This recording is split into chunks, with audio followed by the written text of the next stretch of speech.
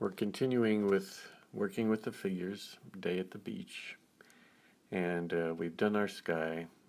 Now we're going to start to create the color of the land, the bluff that's behind the scene, and extend that down into the midground and foreground. I'm using yellow ochre, and I'm cutting around figures. So I'm using a smaller brush.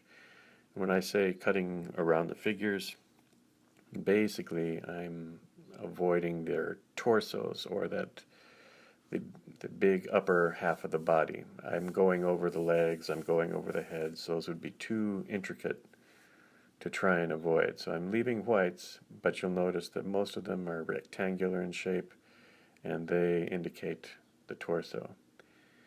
As I bring down the yellow ochre, I'm trying to create the shape of the sand that comes down to meet the wet ocean. And as I'm doing that, I'm also applying some cobalt blue to gain that reflective surface that we see. Cobalt blue is started just below the waves with a little water, and then while that upper edge is wet, I add the cobalt blue and carry it into the lower section of the painting, coming up to the edges of that yellow ochre. So if you notice, all the edges of this section are very soft.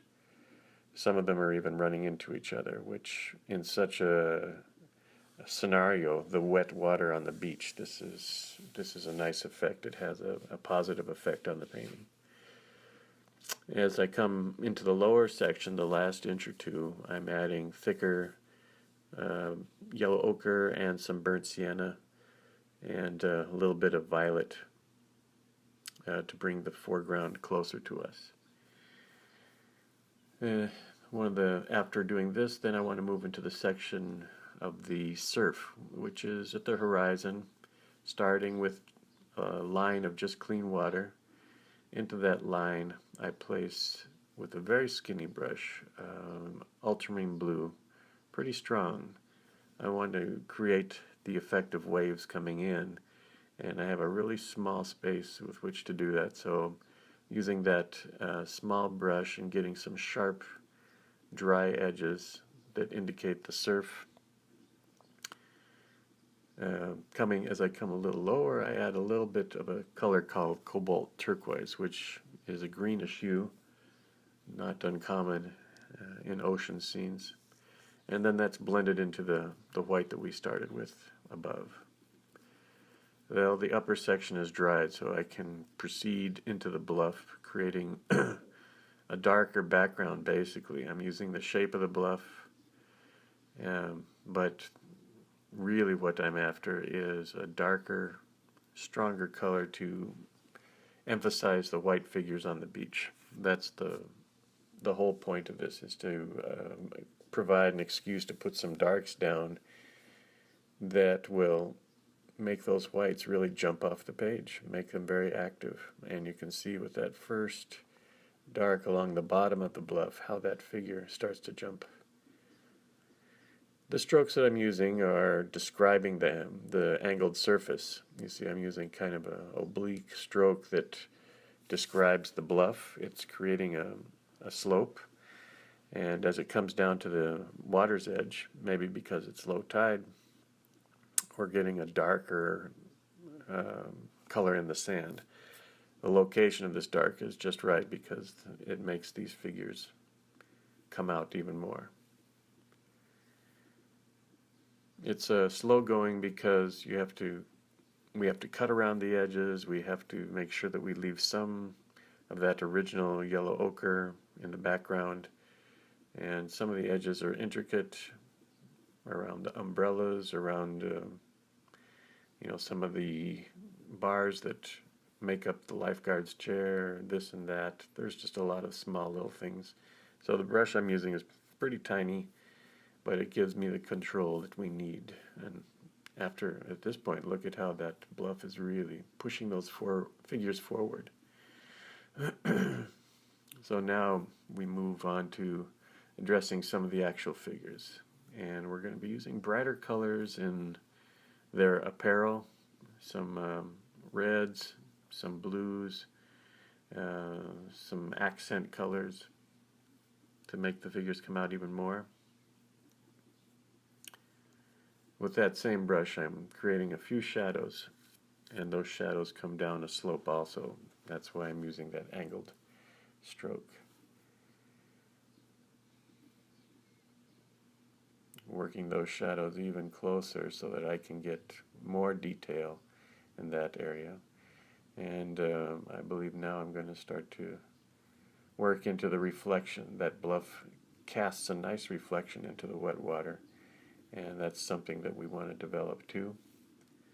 So after addressing these smaller details of shadows, which are painted basically with the same sort of brown, burnt sienna, a little bit of cobalt blue,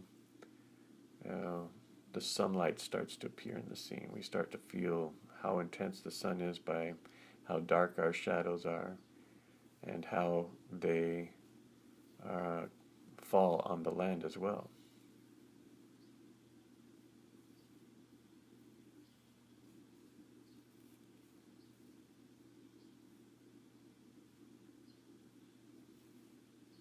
So now we're going to move into the reflection area in the wet sand that is casting a little bit of a reflection of our distant bluff. Oh, first we have to paint the Dougie, but now we can get into that reflection. And I want it to be a soft edge reflection, so I'm putting down a little water first. While it's still wet, I'll drop in some lines of that burnt sienna cobalt blue, which will have soft edges and follow the same sort of shape that's above, and leaving some white spaces or light areas between the reflections.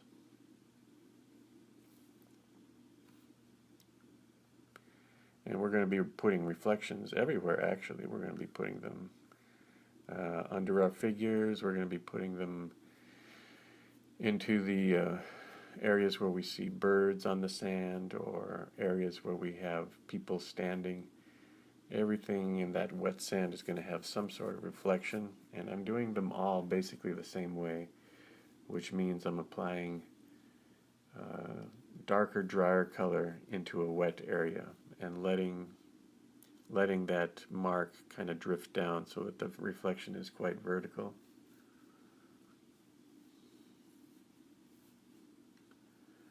Starting to add some of those colors now to the clothing.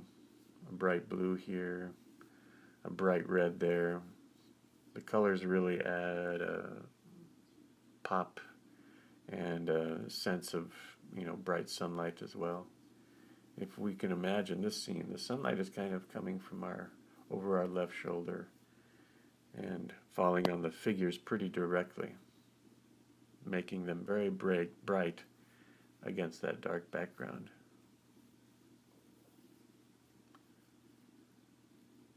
Oh, my small brushes are getting a lot of work in this painting, more than I'm accustomed to. Anyway, I'll keep adding the details.